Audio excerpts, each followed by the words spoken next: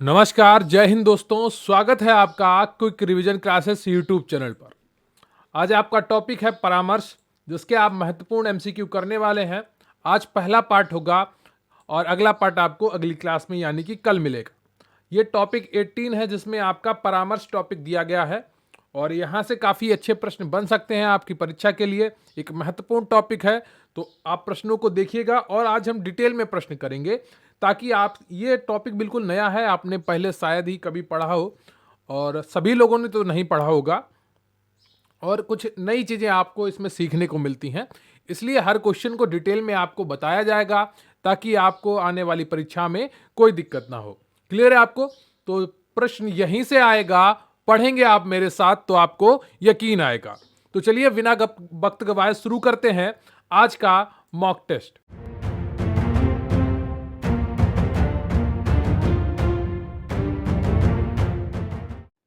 तो इससे पहले कि मैं आपका मॉक टेस्ट शुरू करूं, मैं आपको एक छोटी सी जानकारी देता हूं कि मुख्य सेव का स्पेशल पीडीएफ बैच हमारे चैनल पर चल रहा है, जिसकी फीस मात्र 505 रुपए है। बैच का नाम है मुख्य सेव का गरिमा बैच। इस बैच में आपको सभी क्लासेस की पीडीएफ दी जाएंगी, नोट्स की पीडीएफ दी जाएंगी, 10 फुल पेपर जैसे मॉक टेस्ट और उनका सोल्यूशन भी आपको कराया जाएगा।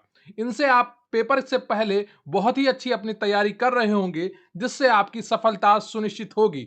अगर आपने सपना देखा है मुख्य सेव का भर्ती में अपना स्थान पक्का करने का, अगर आपको अपनी मेहनत पर भरोसा है, अगर आपको अपने सपनों को सच करने का जज्बा है आप में, तो जरूर जुड़े मुख्य सेव का गरिमा बैच से। व्हाट्सएप नंबर है 94 533 66 279। इस पर व्हाट्सएप करें या टेलीग्राम पर क्यूआरसी हेल्प सर्च करें। इसका लिंक भी आपको डिस्क्रिप्शन बॉक्स में मिल जाएगा। इस बैच में आपको क्या क्या मिलेगा?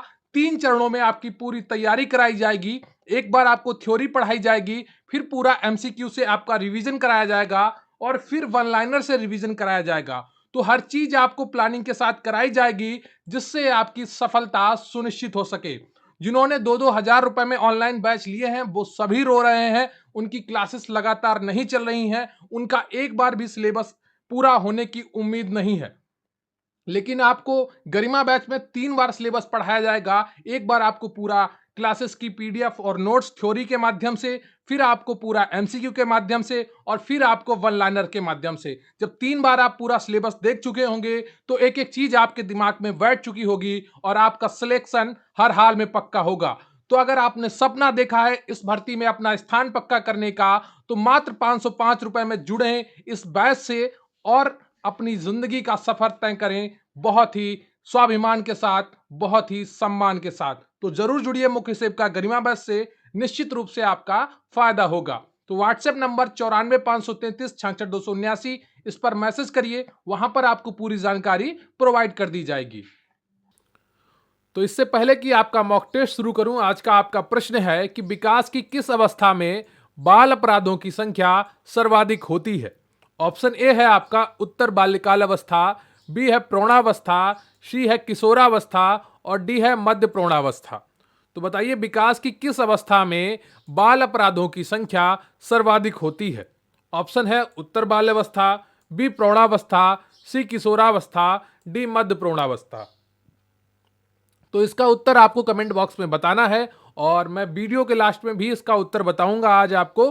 तो आप अभी इसका उत्तर लिख दीजिए कि विकास की किस अवस्था में बाल अपराधों की संख्या सर्वाधिक होती है। और प्लीज वीडियो को लाइक कर लीजिएगा, चैनल को सब्सक्राइब कर लीजिएगा। तो आज का आपका पहला प्रश्न है, परामर्श का शाब्दिक अर्थ होता है। बताइए, परामर्श का शाब्दिक अर्थ क्या होता है? सलाह देना या सलाह लेना या परामर्श लेना, प्रशिक्षण देना या उपयुक्त सभी। तो बताइए, इनमें से कौन सा ऑप्शन आपका सही हो जाएगा? परामर्श का शाब्दिक अर्थ क्या होता है? सलाह देना या सलाह लेना या परामर्श लेना, प्रशिक्षण देना या उपयुक्त सभी। तो पहले का जो सही ऑप्शन है आपका, वो बी है। क्लियर आपको? परामर्श लिया जाता है, ठीक है, दिया नहीं जाता है। सलाह लेना या परामर्श लेना। क्लियर आपको? बी ऑप्शन आपका बिल्कुल सही है। एडवाइस कोई मांगे तो ही आप दें, है ना, ऐसे ही ना देने लगे। तो परामर्श का शाब्दिक अर्थ होता है कि सलाह लेना या परामर्श लेना। क्लियर आपको? तो बी ऑप्शन आपका बिल्कुल सही है। अगला प्रश्न है आपका, परामर्श में कम से कम कितने व्यक्तियों की लिप्तता आवश्यक होती है? बताइए, परामर्श में कम से कम कितने व्यक्तियों की लिप्तता आवश्यक होती है? ऑप्शन ए है आपका 4, बी है 3, सी है 6 और डी है आपका 2। तो बताइए एबीसीडी में कौन सा ऑप्शन आपका सही हो जाएगा? परामर्श में कम से कम कितने व्यक्तियों की लिप्तता आवश्यक होती है, यानी कि कम से कम कितने व्यक्ति जरूरी हैं एक परामर्श को प्रारंभ करने के लिए? तो इसका सही उत्तर हो जाएगा आपका ऑप्शन डी 2। क्लियर है आपको? 2 डी ऑप्शन आपका बिल्कुल सही है। परामर्श में कम से कम 2 व्यक्तियों की लिप्तता आवश्यक होती है, जिसमें एक परामर्शक होता है और दूसरा होता है परामर्शदाता और दूसरा परामर्श प्राप्त करने वाला व्यक्ति। परामर्शक या परामर्शदाता और दूसरा जो होता है वो परामर्श प्राप्त करने वाला व्यक्ति। क्लियर है आपको? तो परामर्श में कितने लोगों की आवश्यकता होती है? कम से कम 2 लोगों की आवश्यकता होती है। अगला प्रश्न है आपका, किस समाजशास्त्री के अनुसार परामर्श प्रक्रिया समस्या समाधान का सम्मिलित प्रयास है? बताइए किस समाजशास्त्री के अनुसार परामर्श प्रक्रिया समस्या समाधान का सम्मिलित प्रयास है? ऑप्शन ए है आपका रूट स्ट्रॉन्ग, बी है रॉबिन्स, सी है मारियस, डी है उपयुक्त सभी। तो बताइए कौन सा ऑप्शन आपका सही हो जाएगा? किस समाजशास्त्री के अनुसार परामर्श प्रक्रिया समस्या समाधान का सम्मिलित प्रयास है? बताइए कौन सा ऑप्शन आपका सही हो जाएगा तीसरे का? तो तीसरे का जो सही ऑप्शन है आपका वो ए है रूट स्ट्रॉन्ग। क्लियर है आपको? ए ऑप्शन आपका बिल्कुल सही है, रूट स्ट्रॉन्ग। तो रूट स्ट्रॉन्ग के अनुसार परामर्श प्रक्रिया समस्या समाधान का सम्मिलित प्रयास है। क्लियर है आपको? आपका अगला प्रश्न है, किस समाजशास्त्री का कहना है कि मात्र व्यवसाय के लिए नहीं वरन जीवन की किसी भी समस्या के समाधान हेतु जो वैचारिक सहायता दी जाती है वह परामर्श होती है? बताइए कौन सा ऑप्शन आपका सही हो जाएगा? रूट स्ट्रॉन्ग या एजे जोन्स या रॉबिन्स या मायर्स? बताइए कौन सा ऑप्शन आपका सही हो जाएगा?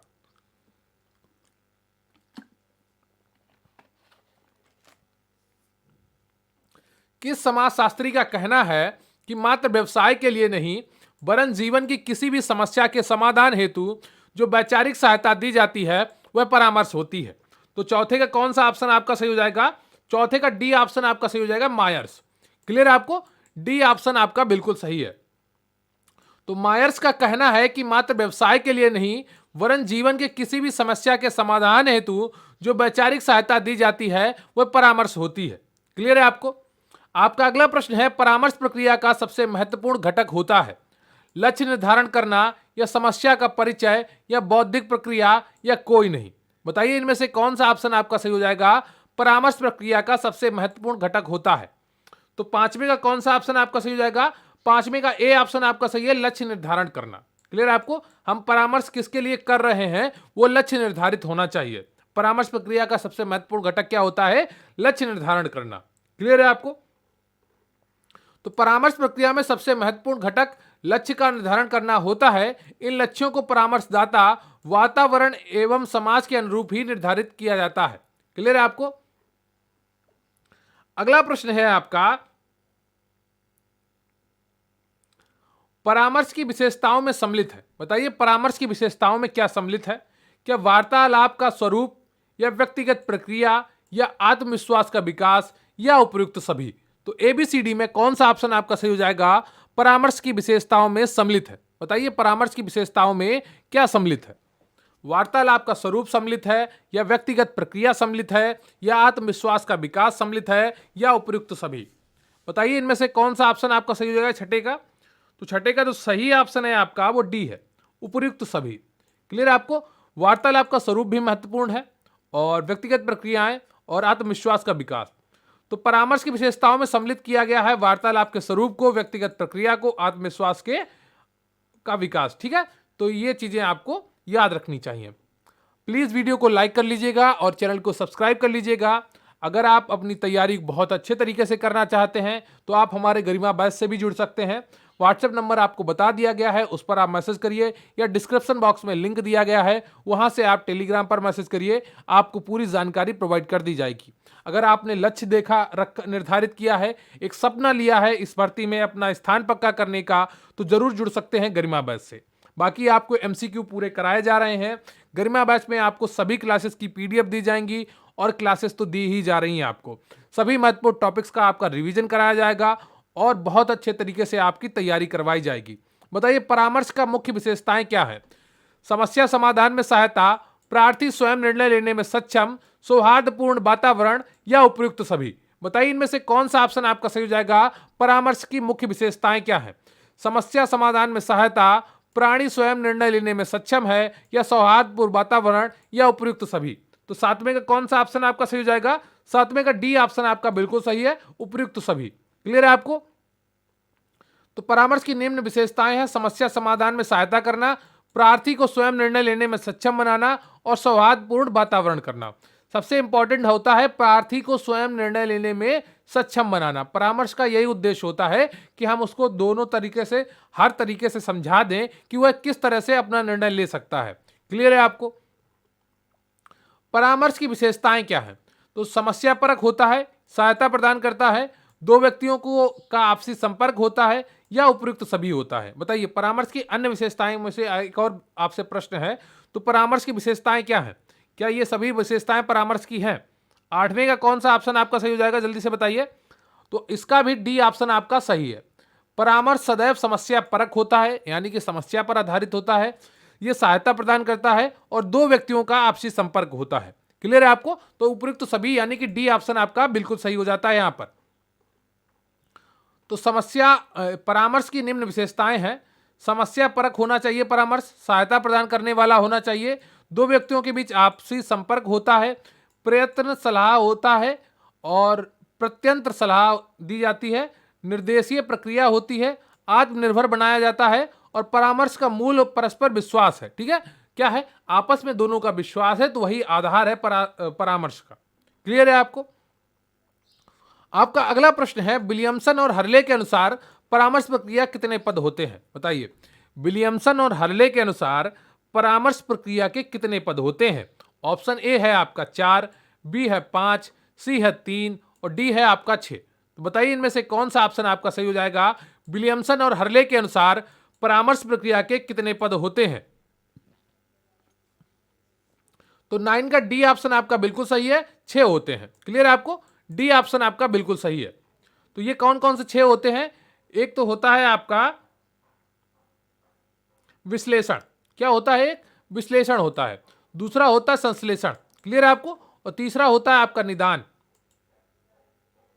और चौथा होता है आपका पूर्व अनुमान, और फिर होता है आपका पांचवा परामर्श, और एक आपका छूट गया यहां पर अनुवर्तिन। क्या? एक आपका छूट गया है अनुवर्तिन। जब मैं आपको पीडीएफ दूंगा तो उसको यहां पर सही कर दूंगा, और यहां पर 16 लिख गया है, ये 6 है। क्लियर है आपको?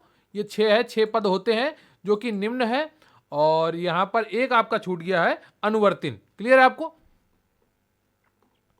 अगला प्रश्न है आपका, निम्न में से कौन परामर्श प्रक्रिया के पद है? बताइए निदान, परामर्श, विश्लेषण, उपयुक्त सभी। अभी आपने ऊपर प्रश्न किया है और उम्मीद करता हूं आपने उसको ध्यान से किया होगा और इसका उत्तर बहुत ही आसानी से आप दे रहे होंगे।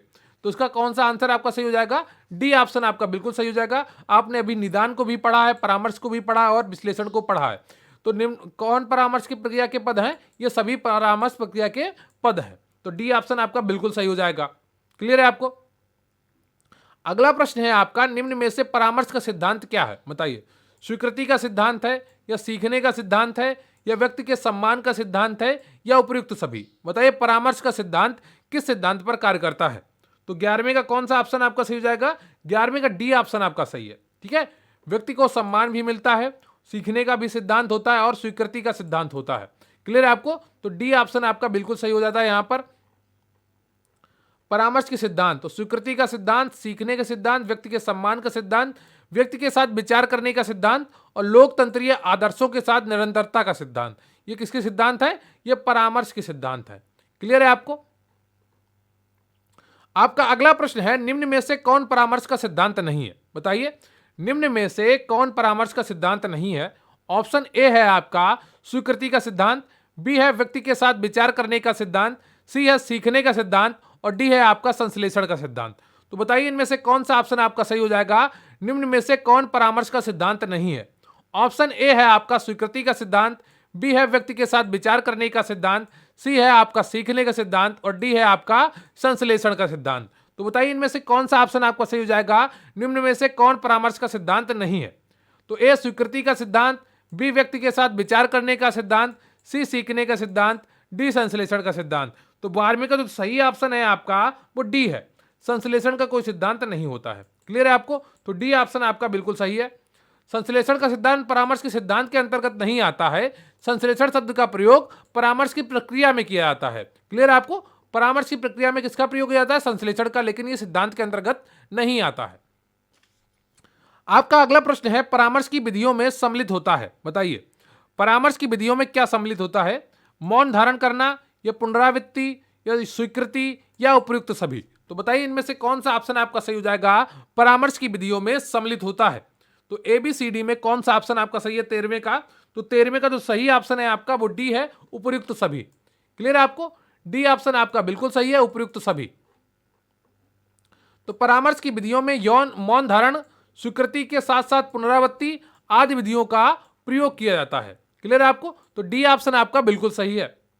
अगला प्रश्न है आपका, कार्य व समस्याओं के क्षेत्र के आधार पर भारत निर्देशन को मुख्यतः कितने प्रकारों में बांटा गया है? बताइए, भारत में निर्देशन को मुख्यतः कितने प्रकारों में बांटा गया है कार्य व समस्या के क्षेत्रों के आधार पर? तो ऑप्शन ए है आपका 2, बी ऑप्शन है 4, सी है 5, डी है 3। तो बताइए इनमें से कौन सा ऑप्शन आपका सही हो जाएगा? बताइए जल्दी से। तो 14वें का जो सही ऑप्शन है आपका वो डी है। क्लियर है आपको? तीन भागों में बांटा गया है, 3 प्रकारों में बांटा गया है। वो कौन कौन से प्रकार हैं? एक तो है आपका शैक्षिक निर्देशन, दूसरा है व्यावसायिक निर्देशन, और तीसरा है आपका वैयक्तिक निर्देशन। क्लियर है आपको? तो इन 3 निर्देशन को बांटा गया है। क्लियर है आपको? अगला प्रश्न है आपका, निर्देशन विधि के आधार पर निर्देशन को कितने भागों में बांटा गया है? बताइए, 2 में, 3 में, 5 में, या 4 में? निर्देशन विधि के आधार पर निर्देशन को कितने भागों में बांटा गया है? तो 15वें का कौन सा ऑप्शन आपका सही हो जाएगा? 15वें का ए ऑप्शन आपका सही हो जाएगा, 2 भागों में। क्लियर है आपको? ए ऑप्शन आपका बिल्कुल सही है। तो निर्देशन विधि के आधार पर निर्देशन को 2 भागों में बांटा गया है। एक है आपका व्यक्तिगत निर्देशन, दूसरा है सामूहिक निर्देशन। क्लियर है आपको? आपका अगला प्रश्न है, परामर्श के कितने प्रकार होते हैं?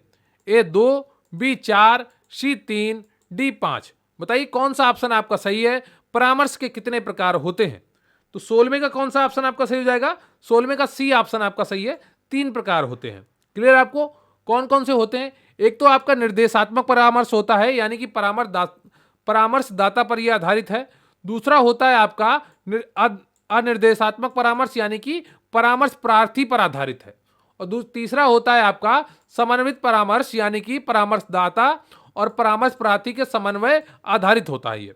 क्लियर है आपको? तो परामर्श कितने प्रकार के होते हैं? परामर्श 3 प्रकार के होते हैं। क्लियर है आपको? आपका अगला प्रश्न है, निर्देशित परामर्श के लाभ कौन कौन से हैं? बताइए, निर्देशित परामर्श के लाभ कौन कौन से हैं?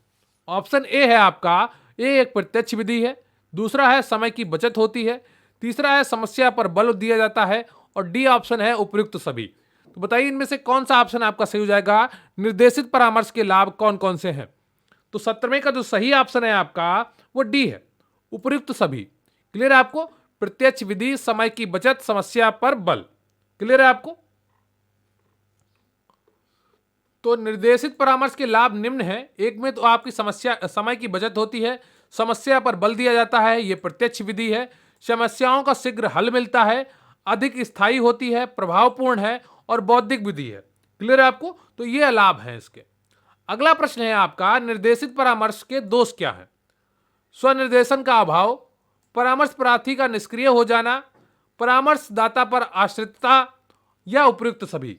18वें का कौन सा ऑप्शन आपका सही हो जाएगा? जल्दी से बताइए। 18वें का डी ऑप्शन सही है। क्लियर है आपको? उपयुक्त सभी। निर्देशित परामर्श जो होता है उसके ये तीनों दोष हैं।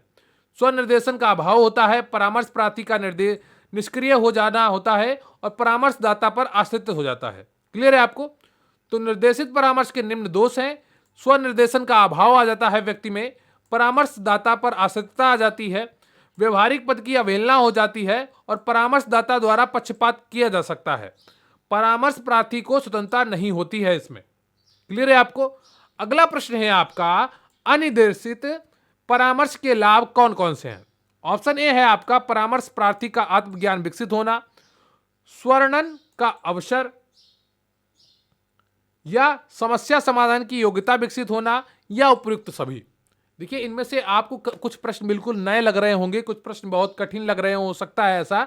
लेकिन चीजें क्या होती हैं, जब आप पहली बार पढ़ रहे होते हैं तो चीजें थोड़ी आपको कठिन लगती हैं, लेकिन यही चीजें आप एक दो बार पढ़ लेंगे तो चीजें आपके लिए बहुत ही आसान हो जाएंगी। क्लियर है आपको?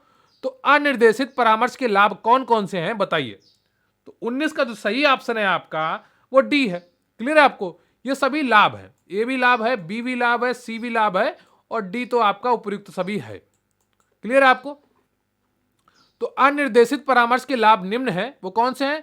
समायोजन में ये सहायक होता है, स्वर्णन का अवसर होता है, परामर्श प्रार्थी स्वयं जिम्मेदार होता है, समस्या समाधान की योग्यता विकसित करना होता है, और परामर्श प्रार्थी का आत्मज्ञान विकसित होता है। क्लियर है आपको? तो जो परामर्श लेने आया है उसके अंदर योग्यता विकसित होती है, समस्या को समाधान करने की, और उसके आत्मज्ञान का भी विकास होता है। क्लियर है आपको? तो ये रहे आपके टोटल 19 प्रश्न। क्लियर है आपको? और बाकी प्रश्न आपको अगले पार्ट में करने को मिलेंगे।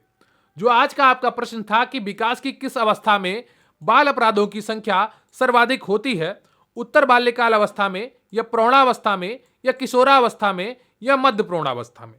तो बताइए कौन सा ऑप्शन आपका सही हो जाएगा। विकास की किस अवस्था में बाल अपराधों की संख्या सर्वाधिक होती है, तो इसका जो सही उत्तर है आपका वो सी है, किशोरावस्था में। क्लियर है आपको? सी उत्तर आपका बिल्कुल सही है। तो किशोरावस्था जो 13 से 18 वर्ष में होती है, बाल अपराधों की संख्या सर्वाधिक होती है। इस अवस्था को समस्यात्मक अवस्था भी कहते हैं। स्टैनले हॉल ने इस अवस्था को संघर्ष, तनाव, तूफान एवं विरोध की अवस्था भी कहा है। क्लियर है आपको? तो ये चीजें आपको ध्यान रखनी चाहिए, और कमेंट करके जरूर बताइएगा कि आज के मॉक टेस्ट में आपके कुल कितने प्रश्न सही हुए, और ये टॉपिक आपने क्या पहले से अच्छे से पढ़ रखा है। अगर नहीं पढ़ रखा है तो कमेंट करके जरूर बताइएगा। मैं कोशिश करूंगा कि आपको इसका पूरा रिवीजन करवाया जाए, जिससे आपकी पूरी तैयारी हो सके। क्लियर है आपको? तो लगातार जुड़े रहिए हमारे साथ, आपको निश्चित रूप से बहुत ही फायदा मिलेगा, और अपनी परीक्षा हाल में जब आप बैठे होंगे तो स्वयं की तैयारी पर आप गर्व महसूस कर रहे होंगे। लेकिन उसके लिए आपको हमारे साथ जुड़े रहना होगा और लगातार मेहनत करते रहना होगा। चीज़ों को लगातार पढ़िए, बार बार उन्हें देखिए, और अपना रिवीजन करते रहिए। रिवीजन सफलता के लिए बहुत ही इंपॉर्टेंट है किसी भी कंपटीशन के एग्जाम में। तो अपनी तैयारी बिल्कुल करिए, अच्छे से करिए, रिवीजन करिए, बहुत अच्छे से करिए। तो बहुत बहुत शुभकामनाएं हैं मेरी आपके साथ। प्लीज वीडियो को लाइक कर लीजिएगा, चैनल को सब्सक्राइब कर लीजिएगा, कमेंट करके जरूर बताइएगा कि आपके कुल कितने प्रश्न सही हुए, और आज का मॉक टेस्ट आपको कैसा लगा। मुझे आपके कमेंट्स का इंतजार रहेगा। तो थैंक यू वेरी मच, बहुत बहुत धन्यवाद। जय हिंद, जय भारत।